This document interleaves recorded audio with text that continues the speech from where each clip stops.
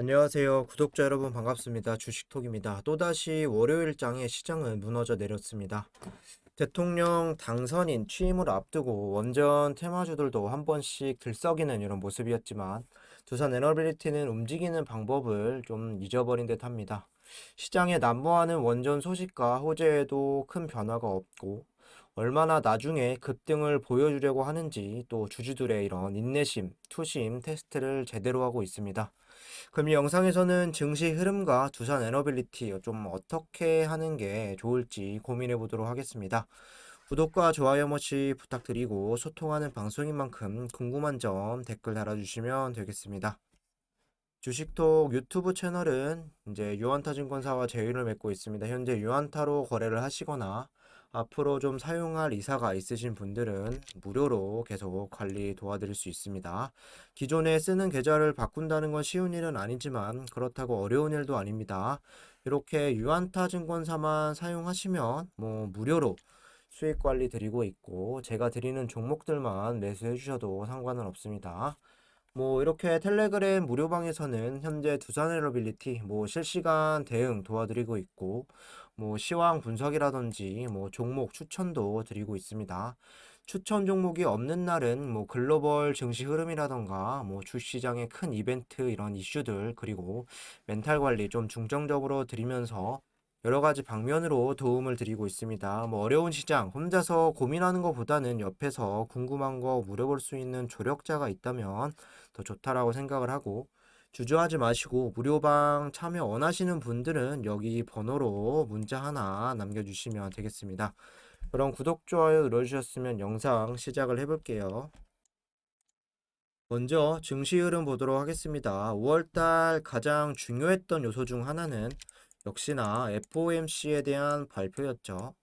이 발표 이후에 통화정책 불확실성이 좀 완화가 될 것이고, 금리라던가 좀 증시적인 이런 부분에서 좀 변동성이 낮아질 것으로 예상이 되었으나, 좀 현재는 반대의 상황이 벌어지고 있습니다. 미 증시도 급등을 한 이후에 다시 급락하는 이런 모습을 연속으로 보여주고 있고, 파월 의장이 75bp 금리 인상에 대한 이런 적극적인 고려하지 않는다. 이런 부분에도 여전히 시장은 인플레이션을 잡기 위해서 고군분투하고 있습니다.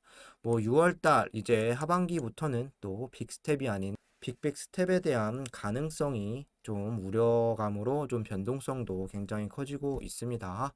현재 우리 시장을 좀 괴롭히는 이유가 좀 있을 수 있는데 일단 금리 인상과 양적 긴축 통화 정책이 되겠죠. 그리고 두 번째는 전쟁 장기화로 인한 또 여러 인플레이션에 대한 부분, 그리고 주요 경제국들이 경기 침체로 인해서 또 스태그플레이션까지 왔다라는 이런 상황들. 세 번째, 아시아에서도 중국에 대한 이런 봉쇄령으로 좀 여러 가지 부분들이 좀 악화 중에 있습니다. 또 여기에 환율적인 부분들, 이런 이유들로 해서 좀 금리 인상에 대한 부분은 남은 올해까지 계속 불가피할 수 없는 이런 악순환 구조가 되고 있습니다. 통화 정책에 대한 불확실성이 여전히 시장에 잔재하고 있고, 중국의 이제 제로 코로나 정책으로 인해서 글로벌 공급망 차질이 계속되는 구간이죠. 오늘 같은 경우는 러시아 승전 기념을 기점으로 또 지정학적 리스크가 확대될 가능성에 또 시장도 좀 상당히 부정적인 영향을 받았습니다. 오늘 우리 증시 같은 경우는 코스피가 1.27%, 코스닥은 2.64% 급락세로 월요일 시장을 좀 마쳤고, 여기 보시면 막판에 이제 상해 종합지수가 살짝 올라온 거 빼고는 거의 빨간불이 하나도 없는 이전 해외 증시였습니다. 여기에 환율이 이렇게 1274원까지 또 급상승하면서 수급들에게도 또 기댈 수 없는 이런 상황이 이어졌습니다. 외인들 같은 경우는 현물뿐만 아니라 선물 시장에도 이렇게 큰 폭으로 좀 매도세를 보여주었고, 기관들 같은 경우도 동반 이탈이 좀 나와주면서 좀 분위기를 반전시키고 좀 상쇄시킬 이런 부분도 좀 적었습니다.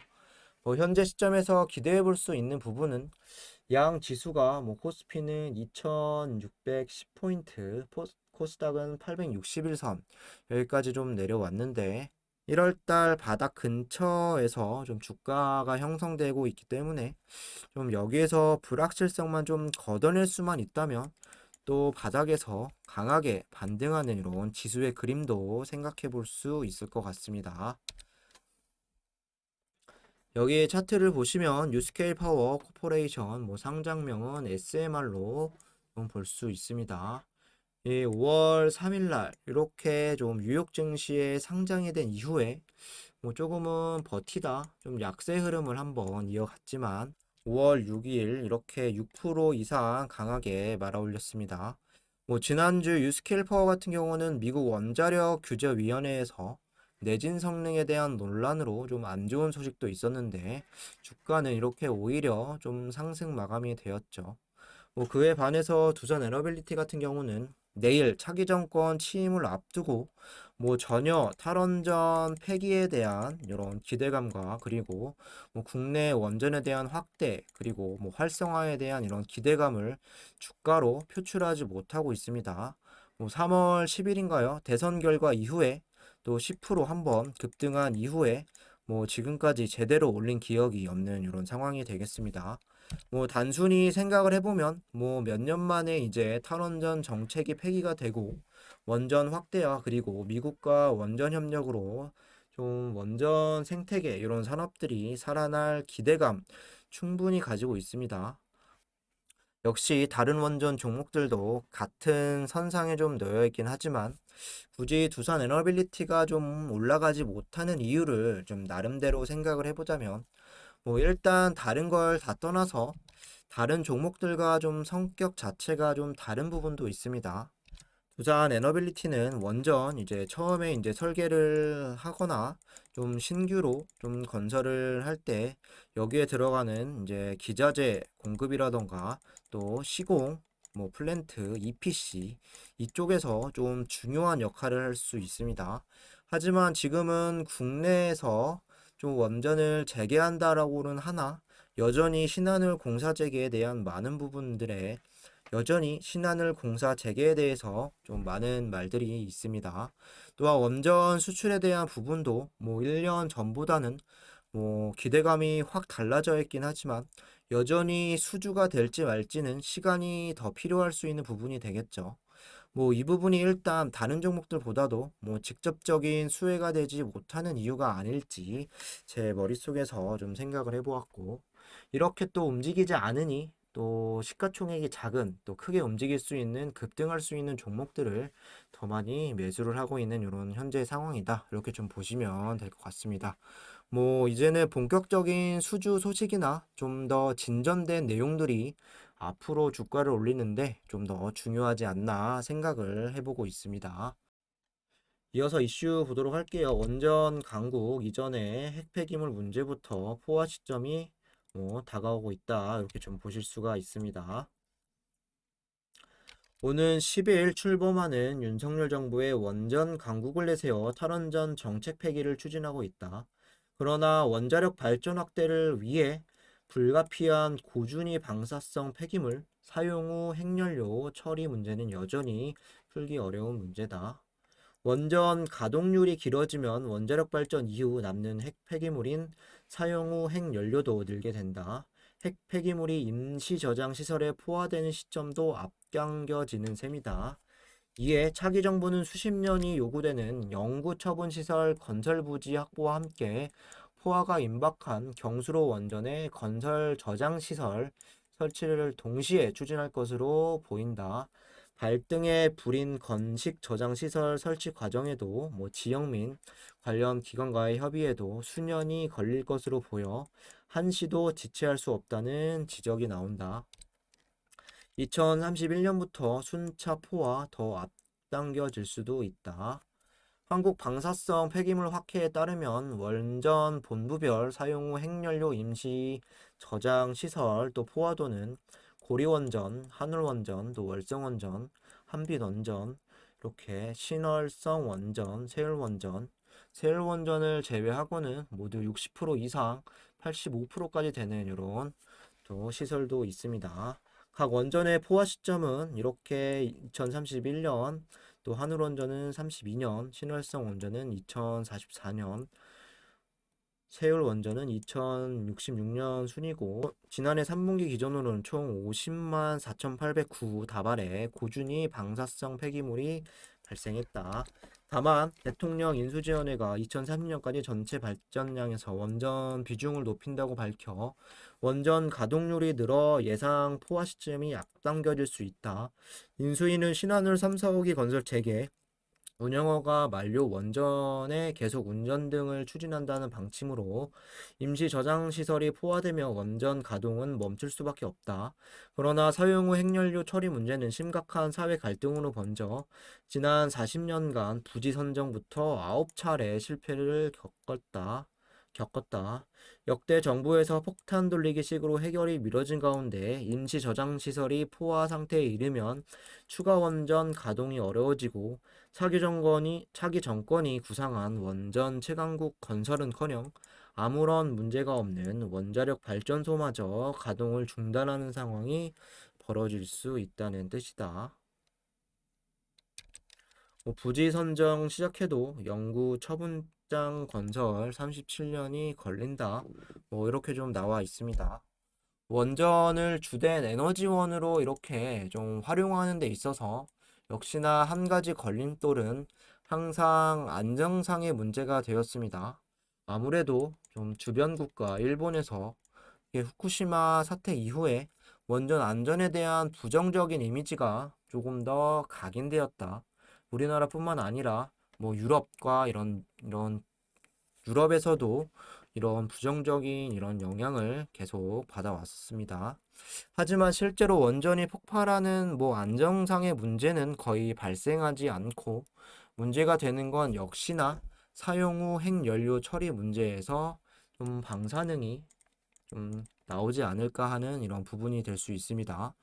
핵 폐기물을 다른 쪽으로 처리하는 기술이 계속해서 우리나라뿐만 아니라 해외에서 좀 연구가 되고 개발이 되고 그리고 저장할 수 있는 시설들이 또 건립이 되고 있으나 여전히 이런 기술은 상용화하기 위해선 시간이 필요해 보이고 원전 또 방사 이제 저장하는 이런 시설도 내 지역에 이제 만들어진다라고 하면 그 주민들 간에도 갈등과 여러 부분으로 또 9차례 이상 또 사회 갈등으로 좀 번졌다 이렇게 좀 나와 있습니다. 원전 확대에 대한 기대감은 당연히 계속 나와 있지만 또한 반감되는 이유도 좀 될 수 있겠다. 원전 채광국이 좀 반쪽짜리가 될 수 있다는 기사들도 계속 나와주고 있습니다. 하지만 이제는 국내적으로 또 원전 산업 활성화에 대해서 좀 적극적이고 그리고 원전 이제 사용 후 핵 폐기물 처리에 대한 부분은 비록 우리나라의 문제뿐만 아니라 좀 전 세계 원전을 활용하는 나라들의 문제이기 때문에 또 기술 또 교환을 하면서 좀 더 발전시켜야 하는 부분이 되겠고 현재는 러시아 전쟁이 일어나고 있어서 에너지 불균형과 안보를 더 부추기면서 좀 원전에 대한 이런 다시 살아날 수 있는 이런 성장성과 기대감은 충분히 또 주목을 해볼 수 있겠다. 이렇게 좀 보면 될 것 같습니다.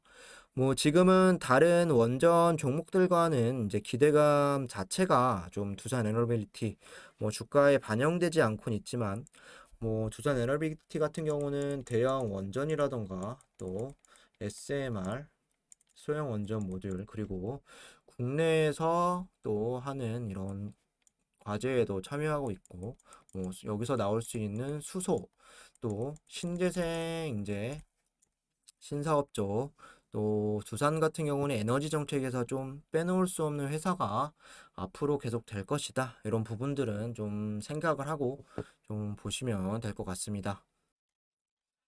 이어서 좀 수급 동향을 보도록 하겠습니다. 오늘 웨이는 11만 8천주 순매도, 기간은 7만 9천주 순매수, 개인도 2만 8천주 순매수, 그리고 프로그램이 13만 5천주 순매도, 그리고 외국계에서는 또 JP모건이 오늘 6만 9천주 이렇게 순매도가 되었습니다. 뭐 주요 수급들은 기간을 제외하면 좀 외인과 프로그램 그리고 외국계 모두 이탈이 되었던 하루라고 볼 수 있습니다.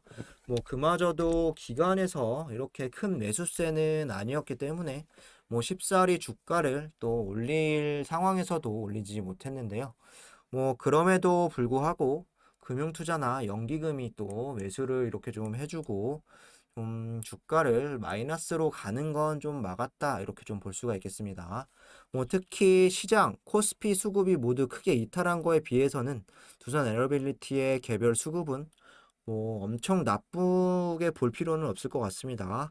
뭐 일단 기간 전반적으로 좀 어찌어찌 좀 잘 유지를 해주고 좀 외인들만 좀 헛짓거리 하지 않는다면 수급 개선도 금방 또 나와줄 수 있겠습니다. 뭐 공매도를 좀 보시면 7.89%의 비율로 32만 주가량 또 수량이 나왔습니다. 뭐 5월달 이렇게 좀 들어와서 나름 안정적인 공매도 흐름이었지만 오늘 같은 경우는 다시 소폭 증가하는 모습도 있었습니다.